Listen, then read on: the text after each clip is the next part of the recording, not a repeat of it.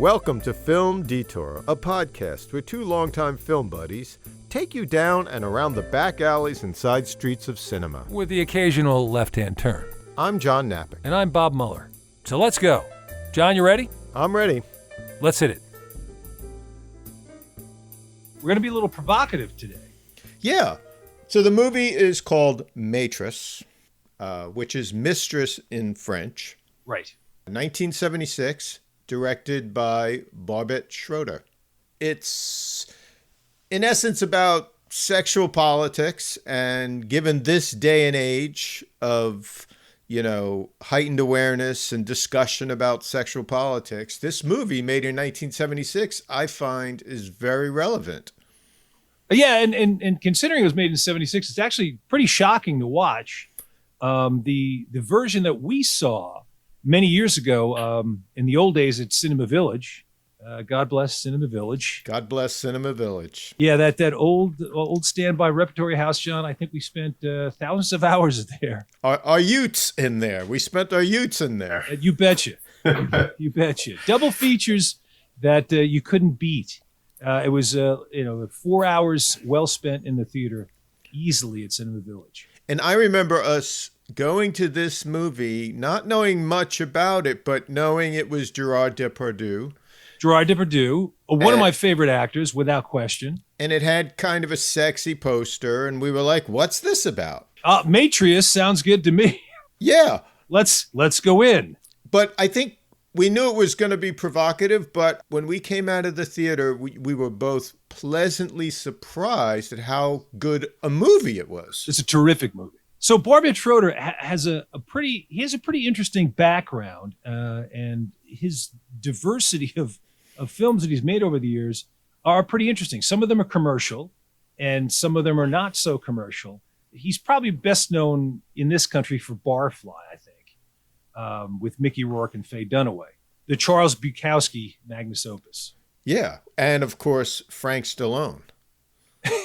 No, seriously, he plays a good role in that movie. Sylvester's brother is the bartender in the movie. Yeah. But he also did another movie you'll remember, Reversal of Fortune, with Jeremy Irons, Glenn Close, about the Klaus von Bülow murder trial.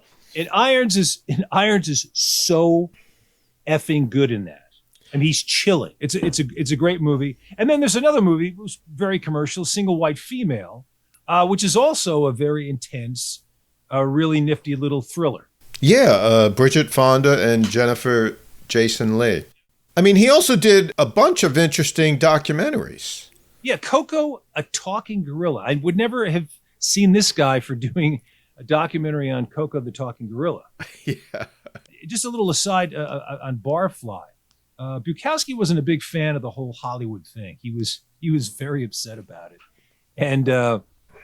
And he wrote a book called Hollywood, and he didn't really change the names that much to protect the innocent. He referred to Coppola as Francis Lord Lupola. I think Charles Bukowski saw maybe an opportunity to make some money. Oh yeah, absolutely. I'm sure Charlie didn't mind the cash coming in by any stretch. That's funny. And just going back a little, so Barbet Schroeder, before he was a director, he was a producer for a long time of Eric Rohmer films. He was very involved in the European cinema. Which is probably why he chose the cinematographer he did, because this cinematographer is a favorite of Eric Rohmer's. Nestor Almendros. And also was a favorite of Truffaut. Did a lot of work with Truffaut as well. Yeah, no, but then he crossed over to American cinema. This is Nestor Almendros, and he was a big cinematographer in Hollywood. Days of Heaven, for Christ's sake. I mean, Days of Heaven, you can't beat at all for cinematography. It's some of the most beautiful cinematography I've ever seen. He also, like I said, he did a lot of stuff with Truffaut, like Two English Girls, The Wild Child. The cinematography in The Wild Child is amazing. The color in that is just fantastic. And then Eric Rohmer stuff, like Chloe in the Afternoon and My Night at Maud's and Claire's Knee. And then he did popular stuff like Kramer versus Kramer, Sophie's Choice, which is incredibly beautifully shot, and going south for Jack Nicholson. And that just goes to show you his range, because again, you look at the European films, all natural, but then if you think of Sophie's Choice, that's like a classic Hollywood lit film. You know, one of the main things, as you said before, when we were going to go in to see this at Cinema Village, is Gerard Depardieu. And the first thing I saw Gerard Depardieu in talk about a provocative movie, was Going Places. Yeah. Bertrand Blier. And it's a really fantastic movie. It is not for everybody, for sure, but he is such a natural actor. Now he was really kind of a street punk, a ne'er-do-well, which he plays in a lot of his earlier films. He plays it very well, but he, as a youth, he was, a kind of a street tough. I mean, you look at his tattoos that he has. They're real tattoos. They're real tattoos. They're homemade looking tattoos. Jailhouse tattoos, as we call them. Yeah, this is a real street guy. And as you say, it comes across in his movies, certainly comes across in this one. And he was also in big movies like 1900, the Bertolucci film with De Niro. And then a bunch of Truffaut films, The Last Metro, The Woman Next Door. And I just have to say, this guy's been in hundreds of movies, so we can't go through the list. No, there's no way. I mean, I can't believe how many movies this guy made. One of my favorite movies that he's in, it's a French film called Lulu. And it's with Isabelle Huppert, who's in Going Places. And to me, this film, Going Places, and Lulu are like the quintessential Depardieu films. But the thing is, he can also do these historical films, like Danton, the André Wajda film. The Return of Martin Gere, I know, is one of your favorites. And then he won all kinds of awards for Cyrano de Bergerac. He was in the Ridley Scott epic 1942. 1942. Wait, was he in 1942 also? Let's try that again. Can I slate that, John? Sure, go. 1492. The Columbus film that Ridley Scott did, and even a small love story directed. This is directed by Peter Weir, Green Card, with Anne McDowell. So I mean, he's had an unbelievable career. Yeah. What I love, and I agree with you, I love to see him in these earlier films where he's so natural. He just seems like he walked on to the set and he's just being himself. It's incredible to watch. Yeah. And one last film I'll mention is with Natasha Kinski, The Moon in the Gutter. And then we have our other star who plays the dominatrix, Bulle Ogier. She was in a whole bunch of French films. I've not seen a lot of her stuff. I know she was in The Discreet Charm of the Bourgeoisie. I'll just say, I haven't seen a lot of her films because they're primarily European or French films, not a lot of American films. She did do one directed by Robert Frank, believe it or not, Candy Mountain. She's in another film directed by Barbet Schroeder, and it's called The Valley, Obscured by Clouds, done in 1972. And I've not seen it, but I've seen footage of it, and it looks magnificent. And the interesting thing is, he's known her for such a long time. Barbet Schroeder is actually married to her. Yeah, actually, I think I read this in research. They lived together for like 20 years and then they got married. And he finally made an honest woman out of her. Barbet, I'm glad to hear that. One additional thing before we get into the meat of the movie is the costumes were designed by Karl Lagerfeld. Yes. Karl Lagerfeld is a very famous fashion designer who designed for a lot of different designers, but he worked for the House of Chanel, and he created that CC kind of interlocking two C's that you. Oh yeah. It's Chanel bags and whatnot. Yeah. That's his thing. And he also worked for Fendi, the very expensive women's bags. He does a hell of a job with the costumes.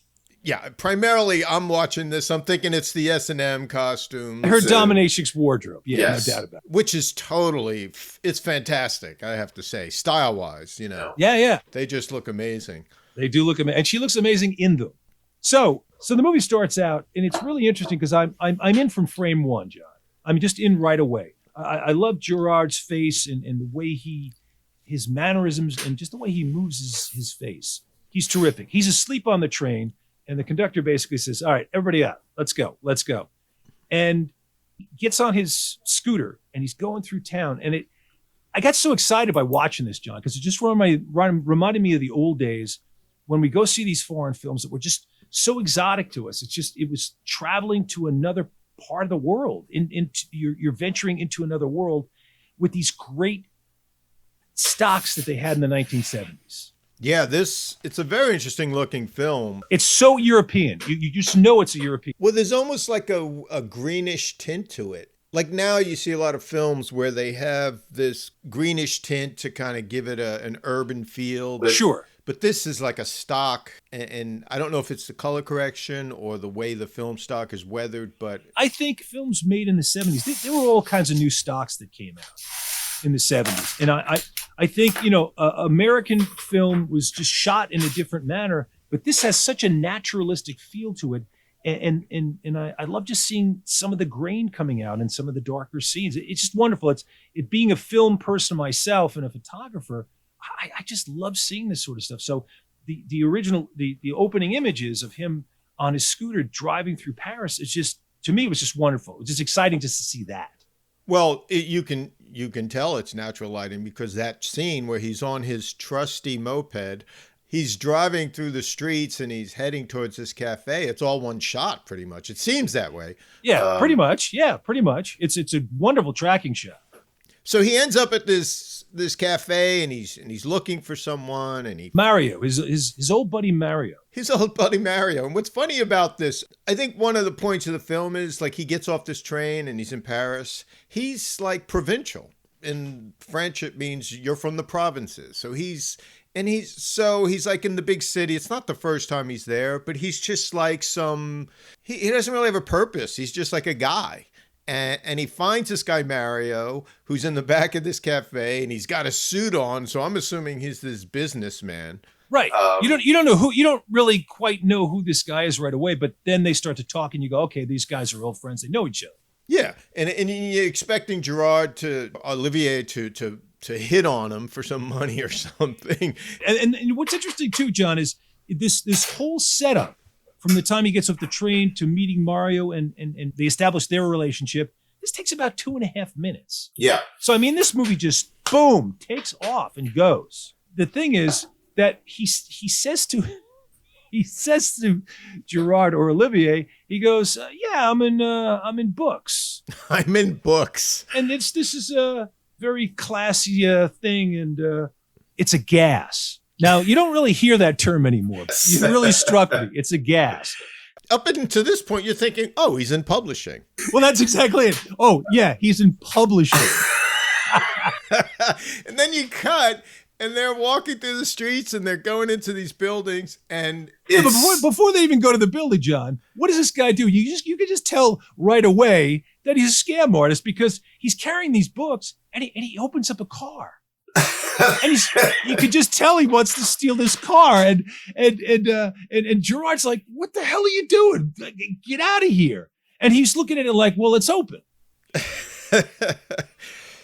So it turns out they're both kind of scam artists, and they're going door to door selling these art books. Yeah, but Mario's got a different take on this whole thing. He's not so much making the money or interested in making the money on the art books. He's casing the joints. Yeah. So it's funny that they go to all these different places. This is not happening. Well, they're not making any money. It's not working. The scam's not working. And then they see the shuttered apartment. Right. So they go into the building and let's go to the apartment upstairs and see what's going on. And they knock on the door and this beautiful woman answers. Beautiful blonde woman. She's in a silk bathrobe and high heels. And they're trying to sell these books. And she's looking, you can see she has this panicked expression on her face. And you're not quite sure what's going on. Is she panicked because she wants to get rid of these guys? You don't really quite know why she's so panicked. She suddenly lets them into the apartment. And they think, oh, score. This is great. And of course, what happens is her tub is overflowing.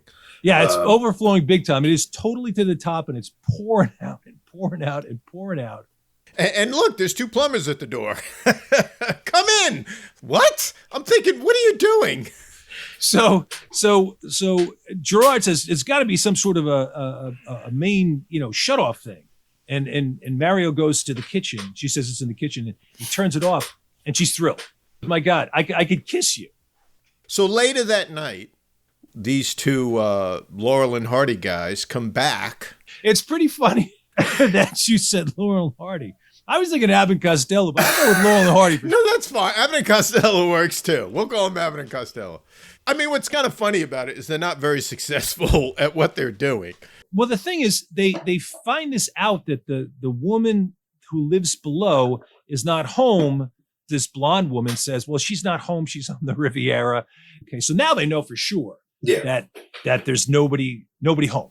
So they're sneaking through the apartment, and it's kind of creepy because you're only seeing what the flashlight that Gerardo is showing you. Yeah. That's beautiful. And once again, thank God for those 1970s fast stock. And then you see what, John? They start to come across paraphernalia.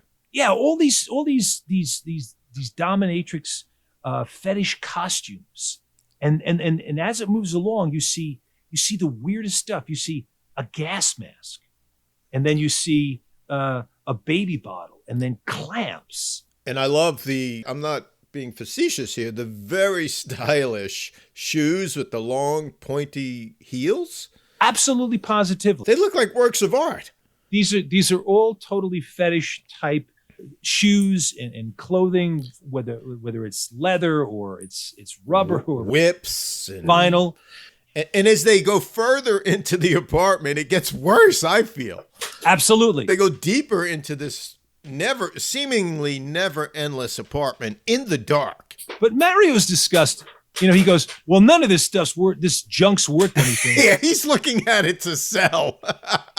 But I'm taking whatever I can get. So he starts gathering all But see, I disagree with Mario because I'm looking at that thinking this stuff looks expensive to me.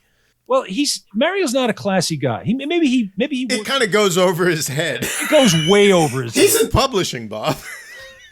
He's in books, So the thing is, Gerard has this curiosity because he goes, yeah, whatever. And he starts walking through the rest of the apartment with his flashlight on. And then we come across this examination chair. Oh, my God. Yeah. It kind of looks like a dentist chair. Yeah. I mean, I almost feel like, Zell from Marathon Man was going to come out with his hook and his drill or something. And the thing is, this examination chair, it has shackles for the feet and for the arms. Yeah, it's very freaky, especially that you're finding it in this apartment. As he moves around with the flashlight, you see this tray, this whole table full of what, John?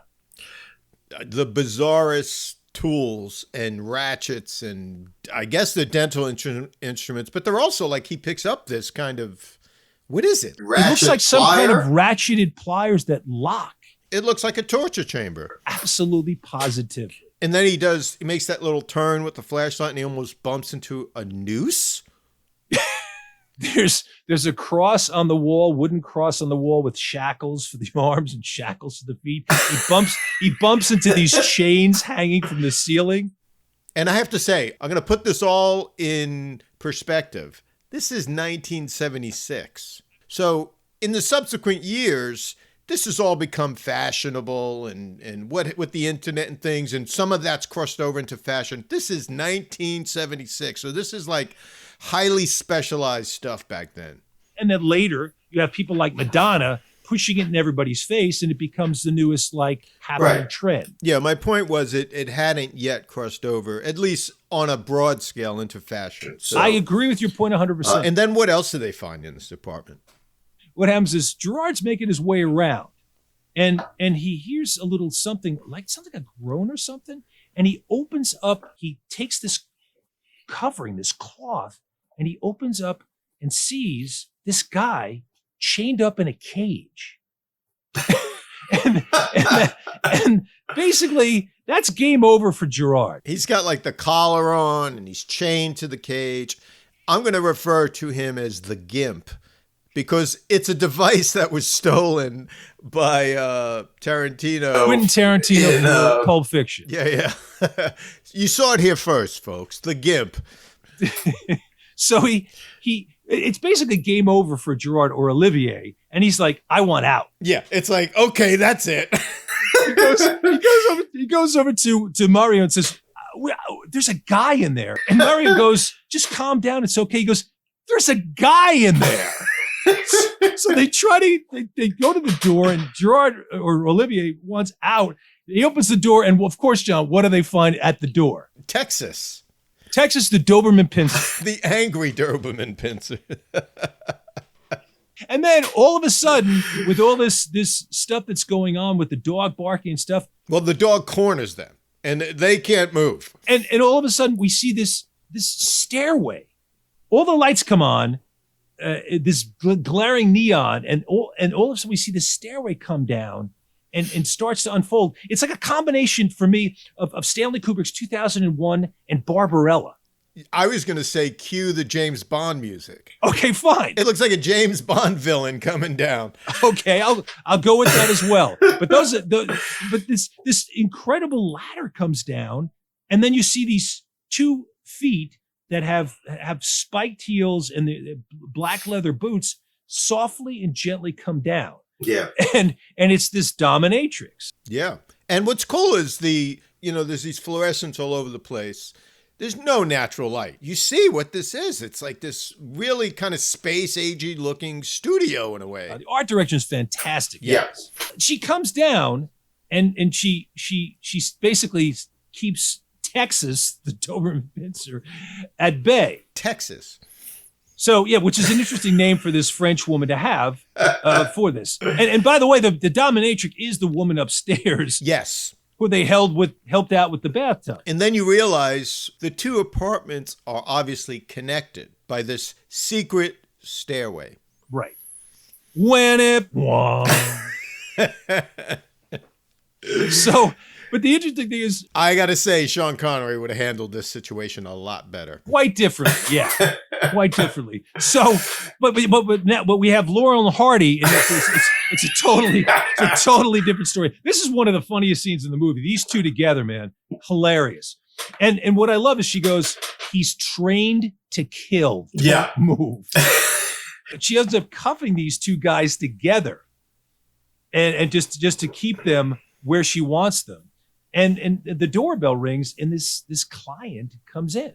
Right. Some kind of weird looking Eurotrash kind of guy. All dressed up nicely in a suit, right? Comes in, yeah. Leads him in, and he goes in the back, and she handcuffs them to this radiator. So clearly they came at the wrong time. She had this session scheduled, so now she can't interrupt it. She handcuffs them together. The dog's holding him at bay, and she's like, wait here. She's totally in charge. Right, absolutely. Well, she is the consummate dominatrix. Yeah. She's running the show. But what's really funny, they're stuck there. They're handcuffed to the radiator, and the dog is growling at them. And in my favorite line, I think, in the movie, certainly the funniest line is Gerard looks at the dog, and you see this cut back to the dog's face growling at him, and Gerard or Olivier goes, I don't think he likes me. I could tell from his eyes I'm not his type. So I thought that was pretty damn funny. So they got to sit there for a while until she resurfaces, and she pops her head out, and I once again with the art direction, there's the framing of this when she pops her head out. I mean, she looks cool as a cucumber, like butter wouldn't melt in her mouth, and there's a circular neon tube, and it's laying over the top of her head in the frame, and it almost looks like she's got this halo over her head, like she's some sort of an angel or something. Evil angel. It could be, yeah. And so she wants Gerardo's, Olivier's help. Yeah, she says what? 200 francs for 3 minutes work. Who could argue with that? And she cuffs him, and she takes him and into the other room where she's got this client. Yes. And then the client he's got this tight leather dress on. It's knee-high boots. Sort of like a corset. Yeah. Looking a lot different than he did earlier. Yeah. That's for sure. So she's there, and she leans into Gerard or Olivier and says, I want you to basically relieve your bladder on his face, or visage, as they say in French. He's not quite prepared for that.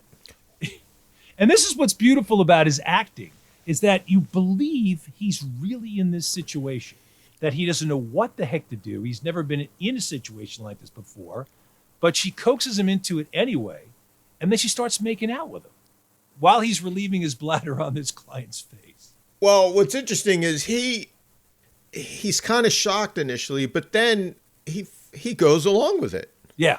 He's like, okay, and he slowly, I won't say gets into it, but clearly he's turned on by her. Well, yeah, how could you not be? And they start. I mean, she just reaches out. There's definitely a chemistry between the two of them. But hell, a lot of the guys would have fucking turned and ran at that point. Like, what? I don't know, John. If I'm in the men's room and somebody's looking at me, I have great difficulty trying to pee myself. So he doesn't seem to have any problem. He just goes for it. She coaxes him through it. But there's definitely a chemistry between the two of them, and she's into him as much as he's into her. Yeah. Which is striking, because you see the dominatrix as an entity, as a character who is always fully in charge. But in this case, she's just being a woman who's attracted to him. Good point. I think she totally is in charge, though, of all three men. And then the session's over, and the client's on his way out, and he slips some cash into into Olivier's back pocket. He tips him for his good work. Yeah, he did a good job. I thought that was great. So Olivier sticks around. He's like, they leave. She lets Olivier and Mario out. Right. She goes to pay Olivier, and it's such an interesting scene, because Olivier is just about to leave, and then he pushes back in the door and he goes, "Will you have dinner with me?" And you think, what? After all this, what? You tried to rob her house, and then you just went through this S&M scene thing with her, and now you just want to be a regular guy and ask her out to dinner?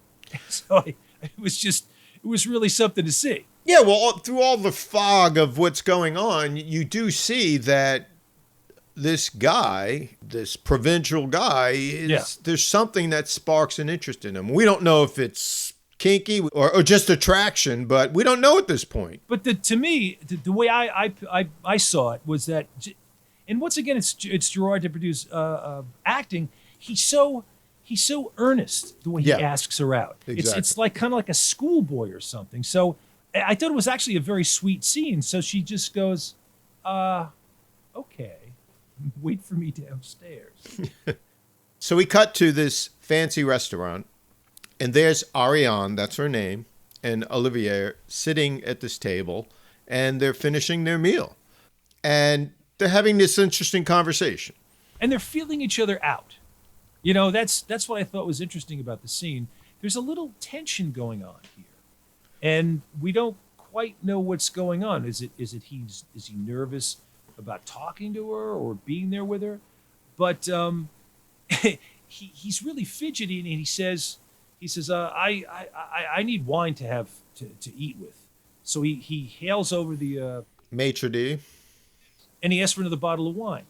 And he still seems fidgety, and you don't understand why he's being so fidgety. And she very sweetly looks at him and picks up on his tension, and she hands him her glass of wine and said, "Here, until he comes back for some." I mean, she asks him about himself, and he doesn't really have an answer. He doesn't really have a career or anything, and he's like, "I don't really have a past," meaning he's just kind of lost. He's like a lost boy out. He's just whatever. Yeah. He just goes along with whatever happens. Yeah, but that's the interesting thing, and I think she is of the same kind of make, where she just doesn't think about the next thing when she's with him. Is certainly she seemed to have a pretty orderly life. She had her business that she has, but when she's now with him, she seems different. her whole demeanor is different. Certainly she looks softer. She looks like a girl. She doesn't look like this kind of towering dominatrix who runs the show. Well, that's a good point, and it's a contrast between her. It's a huge contrast. Intentional, orderly life as a dominatrix. He has changed that in her, and the scene that they're having dinner at this restaurant is very sweet. Until, of course, the bill comes. Yeah, the guy just shows up with the bill. There's a little problem there, John. And it's funny. He's like, he goes right to the way. Matter of factly, I don't have any money. I mean, it made me cringe just watching this because I'm going, oh my God. But see, again, Gerard's acting, he just handles it so naturally that if I was the waiter, I'd be like, oh, okay. Because you just believe him. He's so genuine about it. But it didn't stop him from ordering a bottle of wine, eating all the food. Where exactly do you think this is going to go? So he tells her, Ariane, and says, I gave the money to Mario to get rid of him so I could be alone with you. Yeah. And she's really flattered by this. And it's a very sweet reaction on her part. She goes into her purse and she pays the tab. These days, I don't think that's so unusual, but she actually hands him the cash. You're right. That's a good point, John. And he puts it onto the waiter's tray. He does it kind of sheepishly, but she took the extra tension away, like, okay, I'm taking it out of my purse. I'm going to give it to you. Now you can pay him. You can still be the man here. There's this whole kind of subplot or visual plot, I'll call it, of like who's in control. Right. And it goes back and forth throughout the film. It sure as hell does. And this is like a little thing where she just hands him the cash, you know. But it's very sweet that she does it in this manner. She's touched by him, right. She's touched by him, but she almost does it in a motherly fashion, like, it's okay. Yeah. Here, I'll take care of this, which you really get a sense that they have a relationship starting right now. Right. And then there's a nice little scene. The next scene, it's like dawn. And man, John, I love that scene. They clearly have been out all night, and they're just walking through some park, right? I love up on some hill or something because you can see down the town below. But it's just so wonderfully done, John. And the scene's about, I don't know, like a minute and a half or something. Yeah. And he reveals this element of his life to her that really sizes up his character. And what I love about the scene is there's so much texture to it. It's once again this wonderful available light. There's this bluish cast that's there in the early dawn, and it reminded me of being out all night. You know, you're out on a date, you're out all night. It's the best feeling in the world. You could hear the bells of the clock in the distance. It rings out, I guess, about it's 5 o'clock, I think. Yeah. And there's a mist, and you hear the birds chirping. So it's this total feeling of dawn, and it's just you and her and nobody else in the world. It's just beautiful. And then he hears the church bell, and he's, he basically, this is the time they kill horses. Now, normally you would say that's not exactly the best pickup line, but it's a really, it's a really sweet thing that just comes to his mind, and it's so natural, and we find out that he used to work at a slaughterhouse. And in France, they eat horse meat. She's kind of like, really? And he's like, yeah, but I left after a few days. Yeah, he leaves after a few days because he started to get used to it. And I thought that was so terrific. Right. This revelation about this guy. So many times, it's such a European scene because it's so short and it just seems like it's almost incidental. It doesn't really make much difference. But it sizes him up beautifully because in American films, you go through the movie, and at a certain point, generally in the midpoint of the movie, somebody would stop, they'd sit down, and he would say, or she would say, let me tell you a little something about myself. And there's like a 5-minute scene explaining everything about the backstory. But this one little scene is so beautifully done, and you learn so much about who he is. Yeah. All right, so suddenly we're back in her apartment, and he just, makes himself at home, sits down, and he puts his dirty sneakered feet, which is really funny to see. Well, here, you'll remember this. Yeah. He's like totally at home dude. Totally home dude. He's that kind of guy. He's just like, okay, here I am at the apartment. That's it, John. Totally at home, dude. We'll leave that there. Let's not explain that. No, there's no need to. So you get the joke. That's all that counts. But YMCA. So he's sitting there. He's totally at home, dude.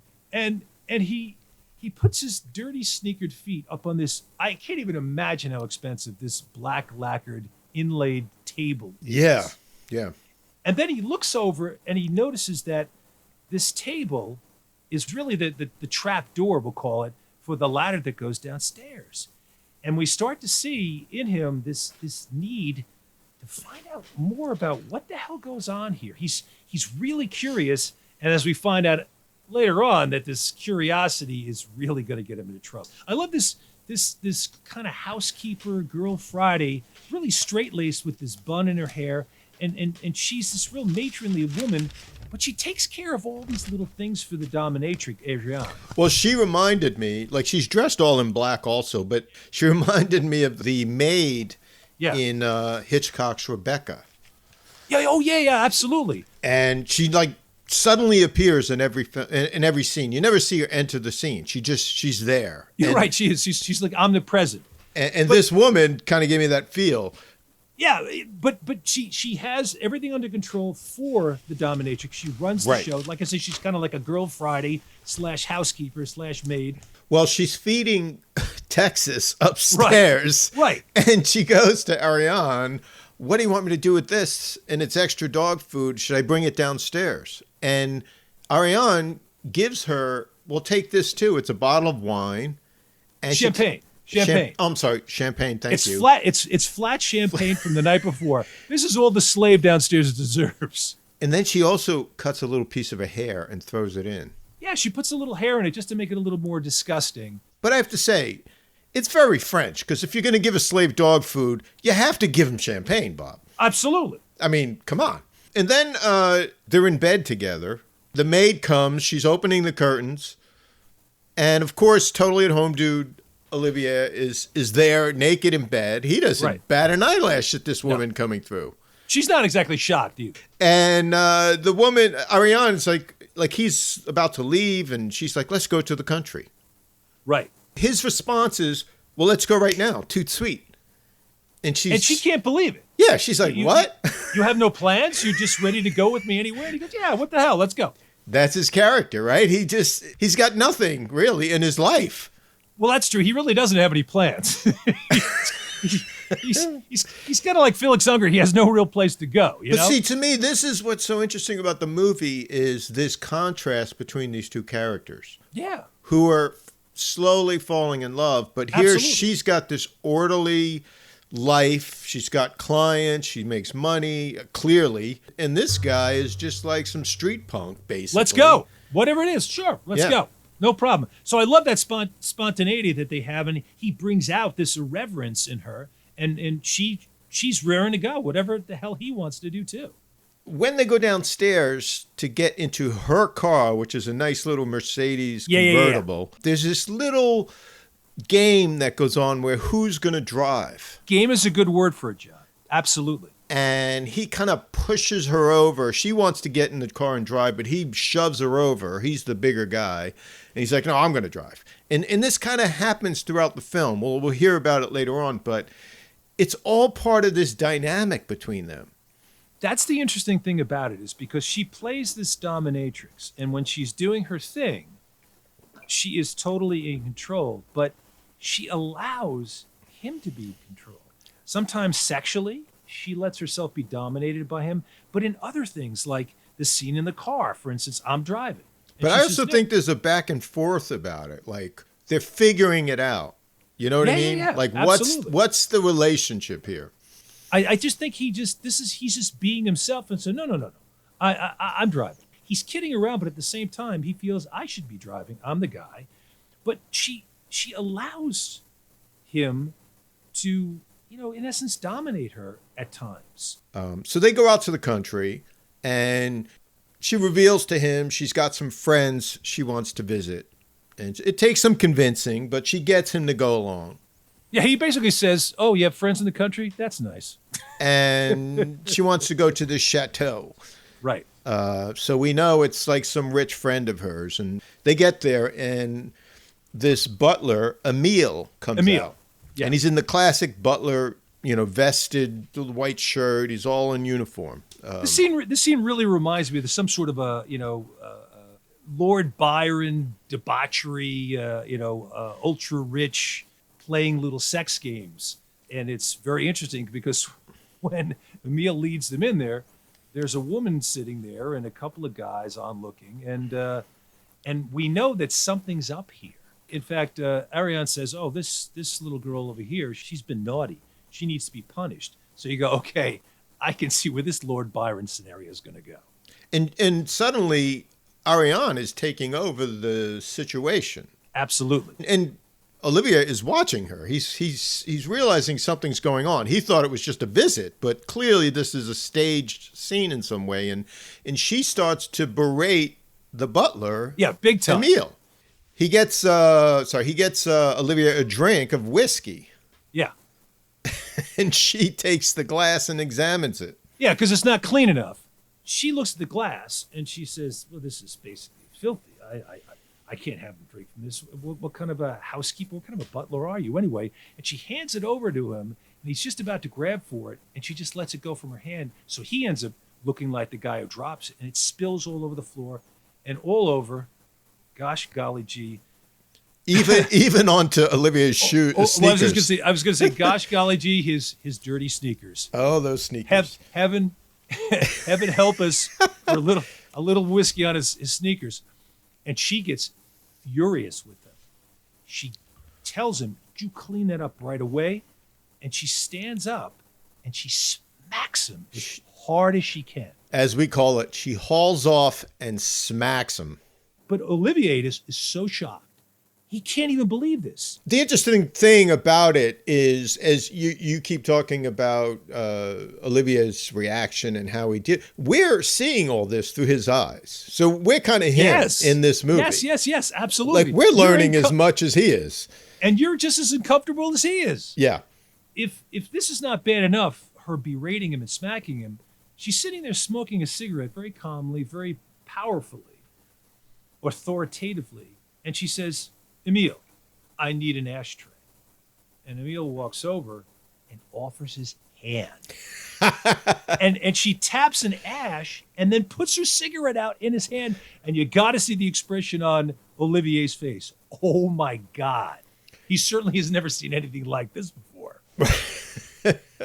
Yeah. And suddenly we cut to later on in this room, and the young woman, naughty woman, as Ariane has said, is the naughty woman, is totally naked. She's kneeling on a chair, bending over.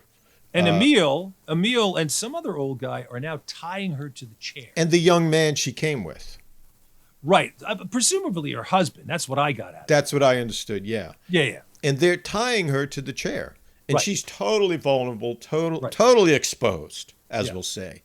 It's a very graphic scene. I mean, you could see why this film got an X rating in England and wherever. I don't know what I imagine the rating in the US was X rating too. Yeah, the thing is this. There are scenes that take place in this movie, John, that when you and I saw it first, it was sexy, it was kinky, it was titillating. But when I watched this recently, it was a Criterion Collection disc. Yeah. Now, you know, if it's Criterion, it's got to be art. Yeah. So I'm watching this, and there are scenes in it, not just this one, that are really, really unbelievably graphic, sexually. Yeah. And even by today's standards. Even by today's standards. And what I found out was, after doing a little research, the film we saw had cuts to it. And there are 4 minutes and 44 seconds of footage that got put back in to the film that you and I had never seen before until recently. Right. So our memories are not bad. That footage was never in there. Yeah. So to continue, Ariane tells Olivier to take off his belt and whip the girl. And it's an interesting request for someone you're kind of starting a relationship with. Right, exactly. So maybe he's a little used to it because, hey, I already pissed on a guy. Maybe okay. And how many people can say that? He doesn't really say anything. He just takes his belt off and he kind of starts playfully whipping the girl. The whole time he's doing it, you can see he's getting more into it, but he's always looking at Ariane as he does it. Right. Looking to her for a lead. Where do we go? Where do you want to go with this? And he slowly gets more intense with it. He starts to use his hand. I think he's getting into it. He starts to use his hand. There's no doubt about it. But as he gets turned on, I think it's more that he's turned on by Ariane because he's staring at her. He doesn't ever really look at the girl. I think he's picking up on her power. Yeah. And how she is ruling over this whole scenario. And him. Right. So when they get home from this country weekend, they're back at the apartment, her apartment, Ariane's apartment, and Ariane says to Lucine to get another key made for this gentleman who lives here. And you go, whoa, wait a second. He's now seen as the man of the house. I call him the house cat. Because basically, she's doing her job. Like the next scene after that is she's getting dressed. She's got this kind of very Lagerfeld really sexy outfit on. Full makeup. And she's really doing herself up. Her eyes are tons of eye makeup on. And she's pulling her hair back, her blonde hair back. And then she puts on this black wig. Kind of like a Louise Brooks Like cut, a Louise right? Brooks, exactly, with these bangs. Yeah. And she totally transforms herself. But what's funny in these scenes is Olivier, the house cat, as I call him, just sits around. That's a good nickname for him. He doesn't know what to do with himself. He just kind of sits around. She goes down into her dungeon. But just one quick thing before she goes down to the dungeon, John. While she's doing this whole transformation thing with the makeup and whatnot, he's looking at her. Now, he's sexually attracted to her, but he's also distressed. You can see the wheels in his mind working because now she's going to work and she's going to do these things downstairs that he doesn't quite know what it is and he's not happy about. So he has to get up and walk away before she goes downstairs. In essence, that's what the movie's about, right? It's kind of it's a love story. Absolutely. And they're kind of figuring out, like all love stories, who's who and what the relationship is. And only it's done over with this kind of S&M sheen over it. It's the thing is it's this element of jealousy that comes into any relationship. And how do you deal with it? Right. And he's having real trouble with it. So then we cut to this scene downstairs. There's several of these scenes where we suddenly cut to her with her clients, as she calls them. And again, you start to learn how much of a role-playing game it is, but this is some real stuff happening. Like she's got this guy tied to a rack. Right. Which, if you remember the old movies or the old, you see the old torture devices, his arms and his legs are tied. And she's slowly opening the rack so that it pulls his arms and legs in different directions. Yeah, and this is not Hollywood movie magic. He's really on this apparatus, and he's really being, pulled apart. I was getting worried because it's like you can pull the guy's sockets out. It was so slow and deliberate. It felt like any moment that was going to happen. I mean, who's to say how many times you could ratchet a thing like that up? Is there some sort of a instruction booklet for it? I don't know. I don't think so. Well, I was hoping there was like a stop at least. You know what I mean? Like a you can't go past this point moment. So she leaves him there and goes upstairs for a little while. We see them again in the apartment upstairs, and they kind of have a little bit of an argument, discussion over her role. Olivia's, as you said, upset. He's starting to get jealous of these clients in her life, I guess. Yeah, who are these people to you, he asks. And he makes a claim that she's a slave to her clients. Right, because they're telling her what to do, but she says, Right. they tell me what they want me to do, and I use my imagination to carry out that scenario. Right. And she claims to him she enjoys what she does. She says, I couldn't do it if I didn't enjoy it. Right. He can't wrap his mind around it in a sense. It's almost like, well, why can't you just be normal with me? Like, why can't we just be normal? But that's not who she is.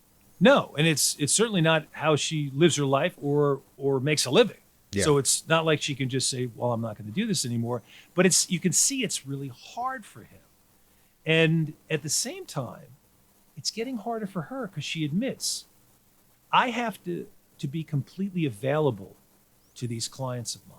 Right. But with you here, it's becoming difficult. So this his presence is changing her. But it's so funny how this very kinky and bizarre job she has is like, in a lot of relationships, it's a job. Like, if she was a policewoman, it would be the same thing. She would be, it would be taking her away from him too long, emotionally, physically. And it's something in any relationship you have to figure out. Right, exactly. There's another scene in her dungeon. Right. And this time there's three men down there. Right. One guy, he's totally naked. He's facing the wall and he's tied. His arms are tied up and his legs are tied in a spread eagle fashion. There's another guy. He's all in this tight leather bodice or whatever you call those things. Yeah, bodice, and thank you. And she's riding him like a horse. Of course. And then there's a third guy who's bound in these leather straps, basically from head to toe. What I think is interesting about this scene is this. She is creating this whole scenario. Now, they say the things that they want, et cetera, but she creates this whole scenario, even down to the point of setting it, each little scenario for each person with some music. Yeah. And at one point, you hear this music that's kind of like these medieval chants with this creepy organ music. I mean, you expect Vincent Price to walk in at any minute. She's whipping, she's poking this guy with the stick. She's doing all these things. She's in the middle of this dramatic scene. She's building it up. She's talking about these terrible things she's going to do to him. And all of a sudden, she has this anxiety attack. Well, she starts breathing heavily, and she's clawing at her tight outfit, and you're like, what's going on here? She's having a hard time breathing. She can't breathe. Yeah. She just can't breathe. But she's having an anxiety attack, which is going to be bad enough. But she's in this very tight, laced up leather outfit. And it's cinched at the waist, this corset, that I just don't understand how anybody could breathe on a natural any given day. I don't see how you could even do it. So she makes her way all the way upstairs and struggles, and she basically collapses on Olivier, who's just, as you say, the house cat, just sleeping on the bed. So he has to get her out of the outfit and help her out. Yeah, but she's so freaked out at one point, she runs over to the window and she opens it up, and she's trying to get some air, but it also seems like she's ready to throw herself off of the balcony. Yeah, he actually runs and grabs her. He grabs her, and he's very upset, like, what is going on? And she's like, I can't take it anymore, basically. And she calls out for Gautier, and he's this mysterious character that... He's the mystery man. He's the mystery man. She says out loud, she says, I can't give them what they want anymore, meaning the clients. Yes. So once again, he comes up again. But that's an interesting line, though, because just think of the pressure she's under to participate in these scenes with these clients. And she's got to produce. And it's constant. And you have to be 100% in that role. You can't Absolutely. show any cracks. Well, that's what she's being paid for. At a certain point, he just can't take it anymore. He sees her getting made up to go down to do another session. And he just looks at her and says, I want you now. And she goes, don't be silly. I've got clients downstairs. You can't do this. He goes, no, I want you right now. And he picks her up and he throws her over his shoulder, like the He-Man that he is, and he goes downstairs and said, "I'm going to take you in front of them." And she pleads, don't, please don't do that, please. And he does it anyway. Well, I found that very insensitive on his part, because yes, she's begging him not to, because like you said, don't break the spell of this fantasy, especially for her clients. Exactly. So by her being dominated in front of these clients, that's not good for business. Yeah. Because the scene actually that he breaks up, just prior, we see her in this, I'll just call it out because I thought it was interesting. She's in this kind of director's chair and she's playing, I guess, the role of a pimp. And she's telling these two men who are one's dressed in a dress, one's in a leather outfit. She's kind of directing them as if they're like prostitutes. Female prostitutes. But like on some French wharf or something. It's kind of like a movie role almost. Right, exactly. And it's just so interesting how it's like a play, and clearly you're so involved as the client. Something about it feeds your fantasy. And when Olivia takes her down and has her in front of them, clearly, it's a real buzzkill, John. It's a buzzkill. So finally it comes to a head. He has got to find this guy Gautier. He's got to confront him. He's got to take this power away from him that he has over Ariane. He wants her to be free from this. And it's really interesting because he just barges in and goes into this room. And when you see this guy, he's very sophisticated. He has tons of money. And in fact, he reminds me of John Huston in Chinatown. Mr. Gitz, just find the girl. You just know that this guy has got a lot of stuff going on, and there's a whole underbelly of his life that, you don't want to mess with this guy. Well, he's like a very sophisticated kind of European business guy. And no matter how threatening or physically imposing Olivier looks, this guy is very calm. He's an older man. He's a very distinguished gentleman looking guy. And he doesn't seem fazed by Olivier. He just kind of goes along with it. What's interesting, earlier on, when Ariane is explaining him to Olivier for the first time, she's like, he's a racehorse that always wins. Always wins. It's almost like a contrast to Olivier. He's everything he touches is gold. Yep. So Olivier decides that he's just going to end this contract that Ariane apparently has with Gautier, and he's now going to take care of it. Yeah. He wants Gautier to give her a bunch of her money back, and right now, in fact, he's going to demand that he gives him 10,000 francs.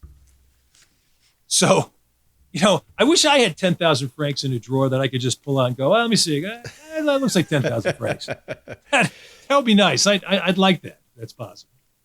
He explains to her that he's gone to see Gautier and that he's set it all up and that she doesn't have to do this for him anymore.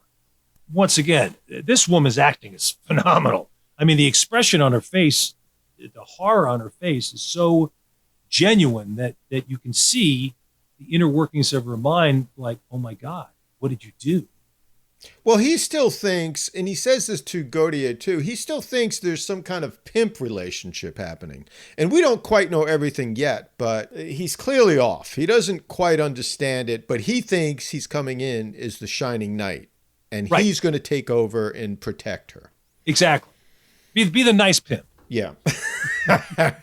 Oh yeah, the nice pimp, like the prostitute with the heart of gold. Absolutely. So Gautier becomes furious. He calls her. She's freaked out. So she kicks him out. She just can't take that he's screwed everything up. He's ruined everything. She was trying to work it so Gautier, who is in love with her, we find out, he's in love with her, was just starting to accept the idea that she was going to have this lover, and that was the end of that. Yeah, she says she was kind of working on Gautier to accept him. And now he's ruined everything. He's destroyed everything. So she kicks him out. Get out. Go away. And she doesn't want to see him anymore, and that's the end of that. So he goes to the bank, and he takes out all this money. She set this bank account up for him, I guess for her. No. This is an interesting thing. She gave him, when she went to see Gautier one of the first times, she gave him like several stacks of cash and told him to open a bank account in his name. And clearly this was some kind of way she was protecting some of her money from Gautier. So as you said, he goes to the bank and he withdraws all the money. And he puts in an envelope and writes, "Je t'aime, I love you" on it. What I thought was interesting was, here he is, this crook, right? He's a thief when we first meet him, and she gives him all this cash. I thought he was just going to take off with it or hide it. He actually does what she says and puts it in the bank for her. Yeah. Under his name. And here he is giving it back to her. And he's never taken any money out. Yeah. So we're seeing as an audience how actually trustworthy he is and in love with her. He really loves her. He really does. And this is proof positive. He takes all the money out of that, like you said. And, and this is who he is, and he's going to, rather than taking the money and living off that money, which would be the logical thing to do, he gives it back and he tries to return it to her, but he can't find her. He finds a couple of guys in the downstairs apartment, and they're packing up all this stuff. So I guess it's like a going out of business sale, right? And he gets really upset with them because they won't tell him where she is, and he pretty much beats the shit out of both of them, and then takes off. Yeah, I think they're Gautier's henchmen or something. Cause they are, because he goes, "Tell me where Gautier," and the guy goes, "Mr. Gautier," and then obviously he has no choice but to beat the hell out of this. Well, the guy pulls a knife on him, so clearly they're of criminal element. Yes, not nice guys. So they had it coming. But so he does figure out where that Gautier has this estate, probably one of many, and he makes his way over there on his faithful moped, as John would say. I have to say, this is one of the things that always gives me giggles in films. Like, you see him looking at the map, and he's looking for, because he has this photo of the chateau. Yeah. And he finds the address. He's looking for where this address is on the map. And clearly, on the map, it's like the outskirts of Paris. It's like it could be 20 miles away. Yeah. And you cut to him on his moped in a suit. And he's like traveling through the countryside as if this thing is going 2 miles an hour. But it's the suit that she bought for him. So there's something really significant about him wearing this suit. It's very poignant in a way, right? He's like dressing up for her. He gets all the way there, and he's about to put the money in the package that he has in Gautier's mailbox, because he sees through this wrought iron fence this little boy who he recognizes as Ariane's son, and the kid says to Gautier, "Daddy." Right. And you're shocked. You're going, "Oh my God, that's the father of this kid." And there's so many things we don't know about this whole scenario. Right. Like, what is this relationship? We don't even know. Like, are they married, or is he a pimp of sorts? Does he have some sort of business that he makes money from her and he promotes her or something? We don't fully know that. We don't fully get the understanding of that. But what we do learn at one point, she says to Olivier, Gautier, he lets me be who I am. Right. So he can either be this, whether he's the husband or not, or he's just some powerful businessman that fathered the kid. And is in love with her. It doesn't matter. Whatever it is, he lets her be who she is. Right.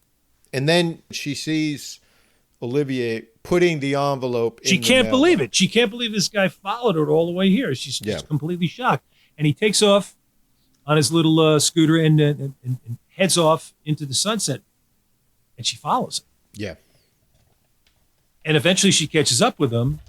And one thing leads to another, and they both get in the car together. And he's driving, of course, again. And then they start just having this little sexual encounter as they're speeding along this twisty, turny road. Well, she's sitting in his lap. Yeah. She's steering the car. Yeah. While they're having sex, and he has his foot on the pedals. Right. It's like the old Speed Racer episode where Racer X is driving in Speed Racers. One of them's blind. The other one had his legs broken. This is a real episode. I have to say, kids, don't try this at home. This is incredibly dangerous stuff. Yeah. You're not paying attention to what you're doing here driving. You're obviously engaged in another worldly experience. Well, I thought it was interesting as the sexual encounter gets more intense. Yeah. You know, he's going he's pressing the gas with his Oh my foot. God, yeah. Absolutely. They're going faster and faster. She's struggling to keep up and steer the car and stay on the road. And I'm waiting for it because they almost hit a car at a certain point. And I'm waiting for it because it's a twisting, turning country road. I thought it was going to end up like Downton Abbey or something. I'm thinking, oh my God,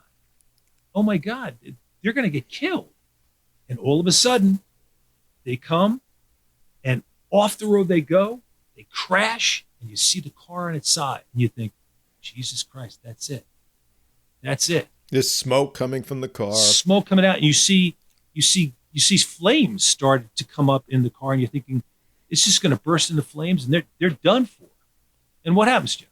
And suddenly you see them stumbling from behind the car. It's in the woods. Yeah. And they're kind of stumbling, but maybe a little hurt, but they're able to walk. And true to their characters, true to their way of their relationship, they just start laughing. Yeah, they start kind of giggling, and then it kind of grows, and it's like the absurdity of the whole situation. But this is their whole relationship encapsulated of this, just one moment at a time, just take it 1 minute at a time and just go with it. And yeah, it's almost like the danger of it, the near-death experience is kind of titillating to them. But now it's happened, it's almost like they're nonchalant about it in a way, the way they laugh. It's just like, oh, another experience. Another experience, exactly. They just take it so matter-of-factly. And they kind of walk off into the sunset. It's almost like a classic love story. This is where they've come together. It is a classic love story with a lot of S&M and torture mixed in. Well, that's all the time we have this week. We'd like to thank our friend Glenn Ornowitz for his music. And of course, our listeners for tuning in. So join us next week for another episode of Film Detour. If you like our show, please recommend us to your friends. Subscribe to us on iTunes, Stitcher, or Google Play, and leave a review. Go to our website at filmdetour.libsyn.com to leave comments or email us with questions. That's filmdetour.libsyn.com. You can also visit us on Facebook, Twitter, and Instagram. And you can also find us on YouTube.